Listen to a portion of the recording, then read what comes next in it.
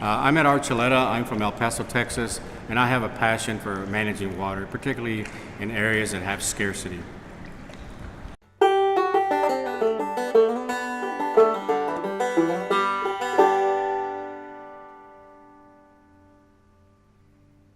I'm an engineer, and I went to school to study engineering, and as I got into the program, I really became interested in water, because water is life. Without water, there is nothing really in this world, and so it intrigued me about the source of water, about how water is treated, the laws that govern water across the world. The fact that water is not available to millions of people across the world, and it's just a challenge to me to study water engineering, so to speak. And I started working first in the private sector, designing water and wastewater facilities, and later I became interested in the public sector because that's where it all occurs. It's basically the delivery of systems to help people. And I've had a long career, over 40 years in this business, and now I'm in El Paso, Texas. Well, since I've been in El Paso, which has been 23 years, when I came here, I knew that it would be a huge challenge, and I like challenges, and I knew that we had to be able to provide water for a growing city, a city that back then in 1989 was known as a city that was eventually going to run out of water. Particularly the groundwater resources here. We were mining or taking more water than was being replenished, and so I had a goal to save the aquifer, save the groundwater resource. We also had people outside the city and the county in areas that are known as colonias here in El Paso that did not have access to safe drinking water, and that was a big goal of mine, to try to get water to people that needed water and try to preserve the aquifer and look at total water management, everything available to us. So the first thing we did was a long-term plan for 50 years, and we developed different strategies on how to do that. And what you see today, 20 years later, is the implementation of all of those strategies. Back in 1989, we were using a little over 200 gallons per person per day of water, fresh water. That's, in my opinion, was pretty high for a desert community that was running out of water. So what we did, we set goals. I believe in setting goals and pretty high goals, and then setting forth in motion what we have to do to achieve those goals. We set a goal to get to 160 gallons per person per day 10 years later, which we met. And then we set another goal to get to 140 gallons per person per day, and we met that as well. So over the past 21 years or so, we have reduced our water demand by about 33%. It's huge. The city has grown by about 275,000 people, and we're using the same amount of water today that we were back then, and even before that. So how did we do it? Well, like I said, we had a plan. We developed a plan, and then we implemented the plan. The plan involved education, first and foremost, educating the public about water, where the water comes from, how the water is used, and how much water we have, and how we can preserve it just by changing our habits, basically. We had to develop a whole new culture of water management, and so education, and that's why you see this beautiful education center that we built a few years ago, because we've been out in the schools, we've been out in the public, but we wanted a center where we could educate the children in a bi-national way, because we're on the U.S.-Mexican border. So all the exhibits you see here are both in English and Spanish.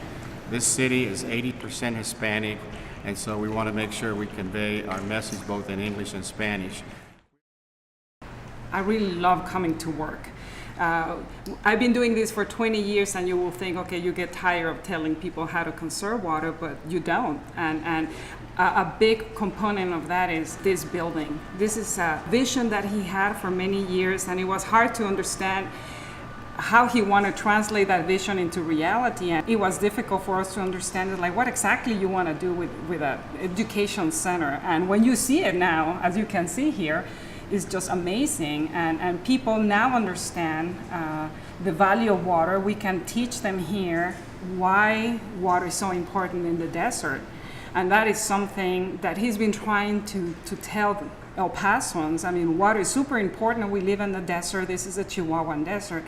But because people don't see the pipes underground, the tanks, they just see the water coming out of the faucet. So I think that vision that he had on creating this building was just great. I mean, it just inspire you to do better. And this is what we've been doing. And the people that come here, they just are amazed to see, wow, I didn't know anything about, groundwater or river water, and now I understand. So that's basically what I love to do.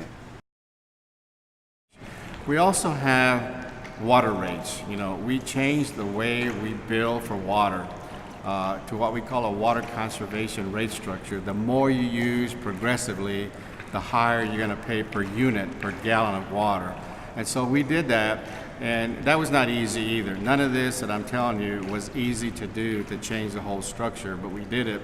We also developed ordinances that prohibit the waste of water running out in the street. 20 years ago, you'd commonly see water running off the residents and businesses into the street, and that's water that's wasted. So there's an enforcement part where we basically have water policemen, if you will, water cops that enforce the ordinance to make sure that we're not wasting our water. And then we develop, a mandatory water conservation watering schedule for outdoor, because about half of our water is used outdoors for our plants and our shrubs and our turf. And so we developed what we call odd even watering to reduce what we call peak demand, the amount of water that we have to supply, particularly in the summertime here. When it's hot here during the months of particularly May, June, July, August, and early September, there's a lot of water that's used for outdoor use and also for air conditioning. So we've had a number of programs. We've offered incentives, for example, from taking out your grass and putting in what we call xeriscape, which is basically smart plants and shrubs, and even turf. There are grasses, that use a lot less water. There's trees that use a lot less water. And so we've had incentives there. We've had incentives to replace the toilets, like many cities have. We're one of the first cities to do that, into the more less water-using toilets. We've had washing machines, rebates for that to provide an incentive. So we've had a whole array of programs, and that's as a consequence of all of that. And we've measured everything too, and provided information back to the consumer, the public. I think it's, in the few years that I've worked with him, I've really been amazed at what he has accomplished with El Paso and with the water utilities here. Everything that we have really is due to his determination and to his persistence, his passion, and his drive.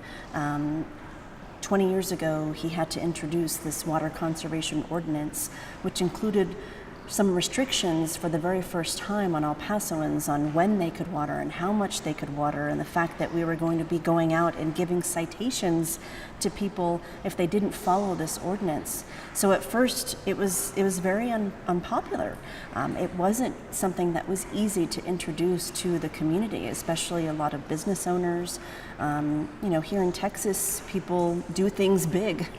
So really cutting back on water was not a popular thing to do.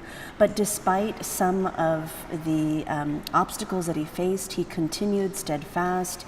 He stayed with his vision, and now, over 20 years later, I think people finally see and they're thankful for that. But I think El Pasoans need to remember and appreciate what he's done for us. Here, living in the desert, we don't get a lot of rainfall. We live in the desert, and we need to be conservative with our water use. So the fact that we're better off in El Paso than many other desert cities, especially in this current drought, we owe a lot of that to his leadership. To meet the demands for water here in a city that we now serve about 750,000 people, we had to diversify, as I mentioned, our portfolio. So in this 50-year plan that we developed a total water management plan where we look at all sources of water, direct sources and even indirect sources that are available to us. And as I mentioned, we started first with conservation. We do have the Rio Grande here that provides water mostly for agricultural use, but we began buying water rights that are very important here in the West and leasing water from people that weren't using their water rights. And we built facilities in order to take water from the river when it's available. When there's a good snowfall in northern New Mexico and southern Colorado that's tributary to the Rio Grande watershed, we want to use that water first. And so that's what we do. We use that, and the river now supplies about 50% of our total water, as opposed to 20 years ago, less than 20%. We also, as I mentioned, we've drilled more wells. This aquifer here that I mentioned, the Hueco Bolson, that was dropping 2 to 3 feet per year is now stable. It's stable because we have conservation. It's stable because we're using river water to substitute. And it's stable because we developed what we call reclaimed water systems. It's known in El Paso as purple pipe because that's the international color for a plastic pipe, as opposed to green for sewer and blue for water. And now we have about 50 miles of pipeline where we take wastewater that's been treated to high standard. We inject some of it back into the aquifer that meets drinking water standards to recharge the aquifer. And at the other facilities, we apply it to school grounds, to golf courses, for industrial use, cemeteries, apartment complexes, for watering the grass and trees and shrubs. So taking that reclaimed water and reusing it, we believe that water is too precious to be used only once. And so all water, when you think about it, across the world is reused and reused over again. There's no new sources of water. So that's what we've done. And then also, this facility that's next door here is the world's largest inland desalination plant available.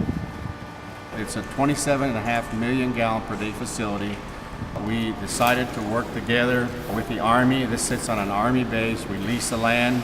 There's a lot of brackish groundwater here, salty water, that previously had not been used. So what we did, we drilled wells, and we have a reverse osmosis system here that takes out the salt and leaves the other part of the water, the freshwater portion, available for human consumption. And so that's been a huge success. This plant is recognized worldwide for its innovation, but also because of the fact that when you take that salt out, it's a byproduct called concentrate, and you have to do something with it. So what we do, we pump it about 22 miles in an area where the geography is perfect in order to inject that back into the groundwater deep. These wells are 4,000 feet deep. It goes into an aquifer where the water quality is worse than the water we're putting in. So we're not harming anything, it's just a reservoir where it's going back in. So that's what we do with this desalination plant. And then lastly, we have invested in farms and ranches that are about 100 miles from El Paso. These are aquifers, they're smaller aquifers, but they have both brackish water and fresh water. And someday, as an insurance policy, right now it's at least 30 to 40 years out, El Paso may have to import water in order to supplement water. And in Texas, you have to have the ownership of the land in order to have access to the water below. It's called the rule of capture. So that's our long-term insurance policy. But I think with the desalination plant, with our strategies here, I think that's going to be delayed for decades, to be frank with you, because I think the technology is going to continue to improve, and the best water we have is the water we have right here in our own backyard. He's passionate about making sure that everything has a plan, making sure that we have multiple resources, a multifaceted portfolio, so we're not putting all of our eggs in one basket. The desalination plant right across the way, that was one of his biggest visions to have here in El Paso, and now it's the world's largest inland desalination plant. When that proposal came up, not a lot of people really understood why we needed it, but just this past year, when we went through the drought and through the Rio Grande being dry for a long period of time this summer for the very first time, we were able to avoid mandatory water restrictions because of that desalination plant and because of the diversified resources that we have here. And all of that was under his leadership. One of the important things, obviously, is economic development for any city. All of the world's cities that are great cities are located where there are good water resources. So that's number one. Number two, of course, I had a passion for solving problems as an engineer, and like I said, I became interested in the water side of it. And at the time that I was in graduate school, I knew that water and the environment were going to be huge issues in the future. I studied during a period of time when there was interest, but not necessarily the type of interest that's developed. Now I'm dealing with all kinds of issues on reclamation of water, desalination of water, dealing with climate change, dealing with drought. This area and many areas of the world suffer drought from time to time, sometimes for decades at a time. And so those are all things that interest me. I become involved in many organizations that help people with water. For example, I was on the board of directors of Water for People that helps people worldwide in trying to help, through foundations and other donations to try to help people in less fortunate parts of the world to bring fresh water and clean sanitation, to those areas.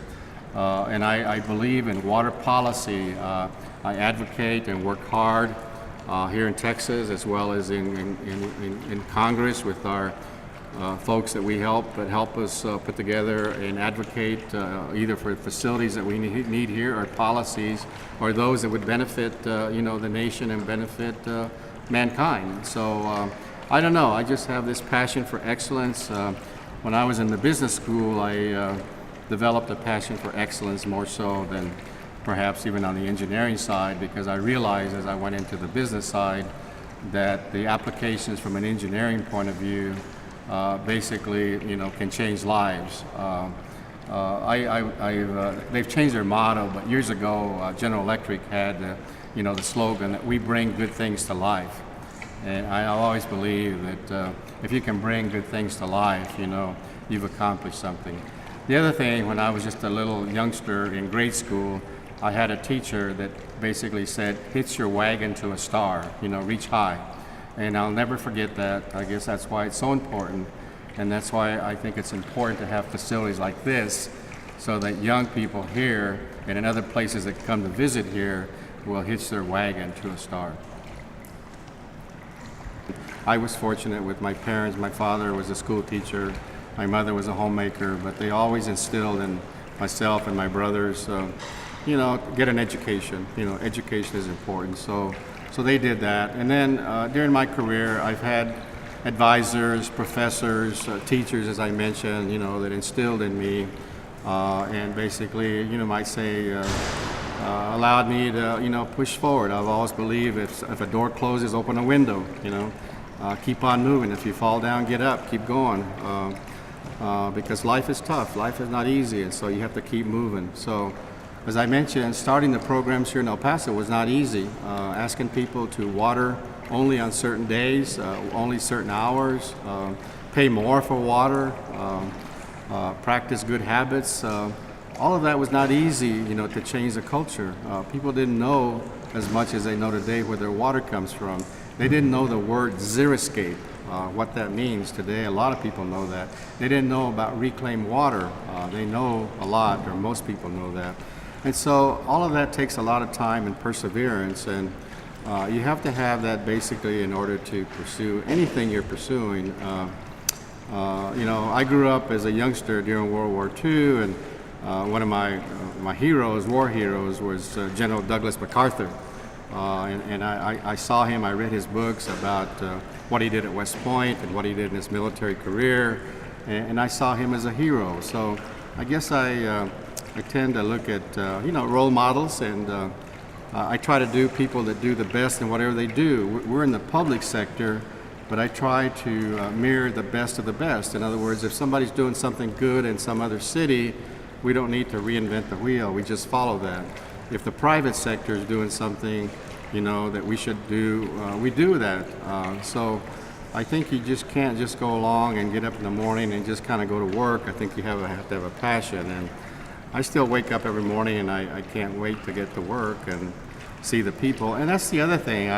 I've surrounded myself with really good people. I have a lot of good staff, that believe in things like I do, are working hard.